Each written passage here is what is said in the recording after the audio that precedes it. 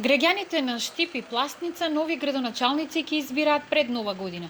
Министерството за локална самоуправа вчера ја информирало владата дека градоначалничките места во овие две општини се празни, пошто оттаму пратили известување до првиот човек на собранието, Талат Џафери, кој е единствено надлежен за распишување избори.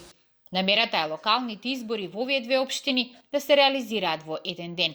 Државната комисија смета дека тоа треба да биде редовен термин, значи 70 дена до 90 согласно законот од денот на распишување на изборите, тоа значи би значило некаде 13 декември, првиот круг на изборите, 27 чинам вториот круг. ДИК разгледува можноста роковите за организирање избори да бидат пократки, но сегашниот закон не предвидел одржување на воредни локални избори, а најверојатниот и најбрз термин е средината на декември. Според законот за локална самоуправа, веде градоначалниците можат да раководат со општините 6 месеци или до февруари наредната година, но стравувањето од нов зимски бран на коронавирусот ги забрзува изборите. Деновиве писмо за констатираното празно градоначалничко место треба да стигне и до општините. Откако ќе добиеме известување, ќе се свика седница на Советот на која ќе се избере веде градоначалник. Тој ќе раководи со општината до локалните избори.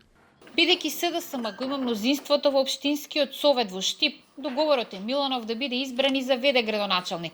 Тој вели дека и како заменик ги има истите овластувања како редовно избраните градоначалници. Титулата веде дополнително носи само професионализација на функцијата. Предвремени избори во Штип се одржуваат поради тоа што Благој Бочварски градоначалничкото столче го замени со министерско во транспорт и врски, а градоначалникот на Пласница Исмил Јаховски стана пратеник. Според неофицијалните информации за можни кандидати во Штип се споменуваат двајца сегашни пратеници: Сашко Николов од СДСМ и Иван Јорданов од ВМРО ДПМН. За Пласница од албанскиот блок велат дека се уште не размислувале за кандидати.